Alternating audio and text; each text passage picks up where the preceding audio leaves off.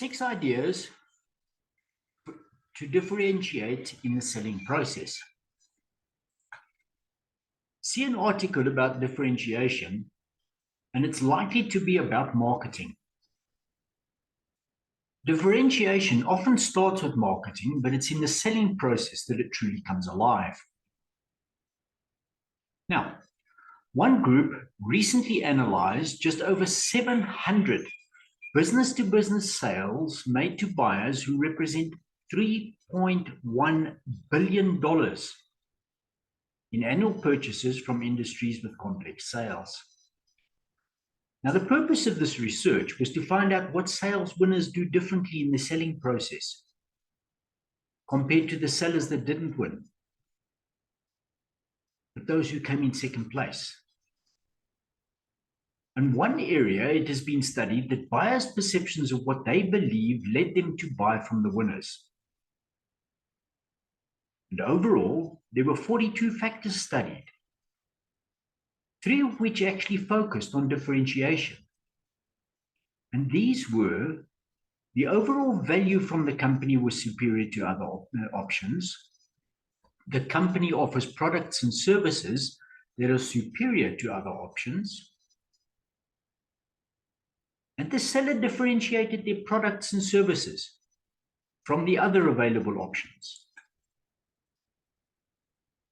Not only did these differentiation factors score near the top of the list, they dominated it. In fact, these 3 factors were in the top 4. Not only is differentiating in the selling process helpful, but it's of the utmost importance if a seller wants to win. So,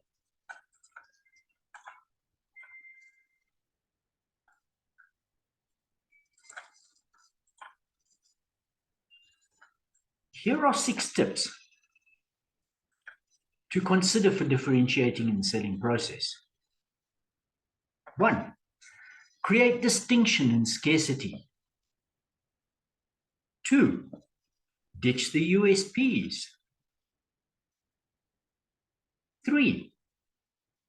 Tailor your conversations based on the owner's or the buyer's experience. 4. Differentiate in the right areas. 5. Practice what you preach. And 6.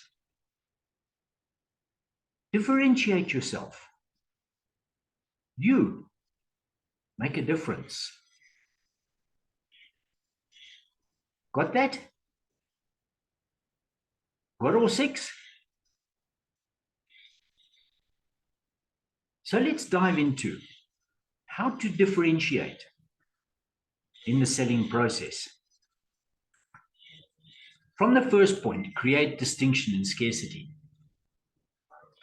Differentiation has got 2 major components: overall distinction and perception of scarcity. And ask an owner or a buyer why they choose one provider over another after they make a purchase. And there's usually more than one single reason. There's actually a collection of distinctions that ultimately makes the winner stand out in their mind. And 2, when an owner or a buyer perceives that something is scarce, it stands out to them, and they tend to desire it more when it's difficult to find. Now, scarce, by the way, does not mean unique. Uncommon can be just as strong, and it's usually more believable. It's typically more important to owners or buyers to have expectations met in commonly discussed areas than it is to get something truly novel. Many property practitioners promise quality, results, responsiveness, service, continuous improvement, and so on, but few deliver. We know that those that prove they can deliver and deliver well in these areas are the ones that stand out. From point number 2, ditch the USPs. Now we know, and I tell them too, that many property practitioners are told that they must build, practice, and perfect delivery of their USPs, their unique selling proposition. But we know, without skill and guidance, USPs are occasionally fraught with problems. And one of them is that property practitioners rely too much of them far too late in the selling process. Unique selling propositions are for the want to go out early part of the mandate process, not the let's get married part. That comes at the end. So often, when USPs aren't typically close to unique anyway, hey, one sounds pretty much like the next. Sound familiar? Hey, I've got a Lightstone report. And so does everybody else. Do you understand what's in there? More importantly, it's likely that they're not the key reason an owner actually buys into your mandates. You can use USPs to set the table for ongoing discussions when you meet someone, but leave them for the front of the mandate process, not the back. Tailor your conversations based on the owner or the buyer's experiences, point number 3. Now, early in the selling process, property practitioners often get asked, how are you different? And more often than not, the answers aren't that great. When you answer, remember, the differentiation implies comparison. It's up to the property practitioner to find out. In comparison to what? Now, there's 2 important comparisons. How you're different from the world.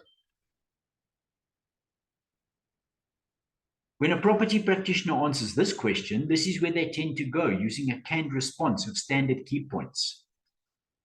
In any case, you should have these at the ready, but you might not want to use them if you can get to point number 2. It's more powerful to create a perception with the owner or the buyer of how you are different than their experience with people, products, or services, and companies similar to yours. Few go here, but when they do, it makes it much more real for the owner or the buyer. So when you answer, you might say, in my experience, how people perceive us as different depends on their experiences with others in the same space.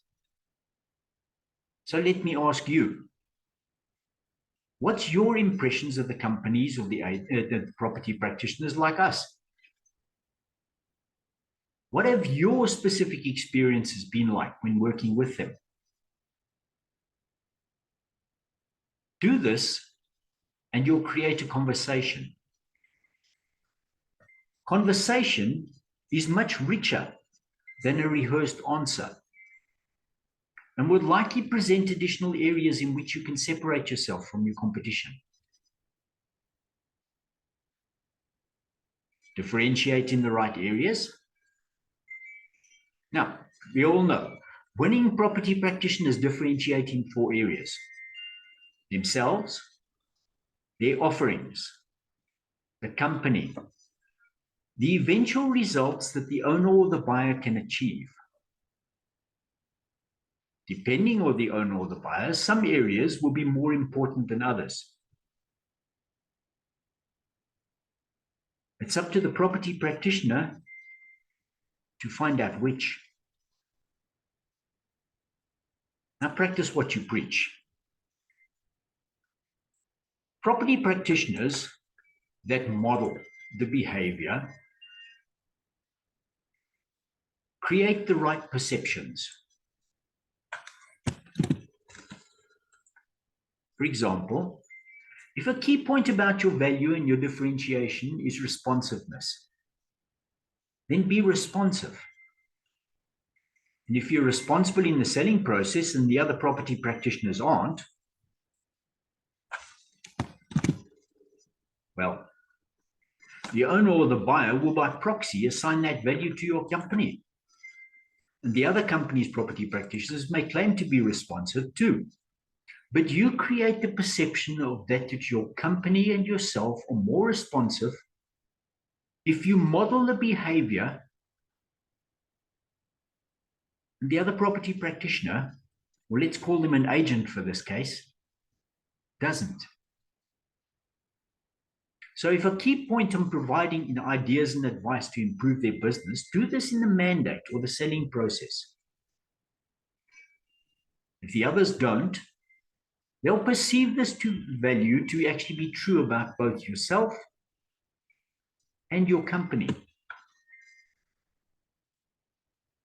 Point number 6, differentiate yourself. You make the difference. Now, many property practitioners think that the company and offerings are the most important areas for differentiation in the mandate selling process. But differentiation of the property practitioner themselves is just as important. Not only is the property practitioner important for winning the mandate and the sale, they are just as important for ongoing client loyalty. And in recent research, it was found that the owner or the buyer's experience in the mandate or the sales process is just as predictive of ongoing loyalty as product or service satisfaction. So, there we have it, folks.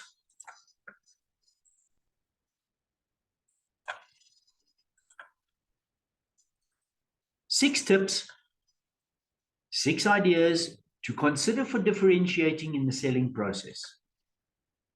Create distinction and scarcity. Ditch the USPs. Tailor your conversations based on the owner or the buyer's experiences. Differentiate in the right areas. Practice what you preach. And differentiate yourself. You make a difference. You've got this.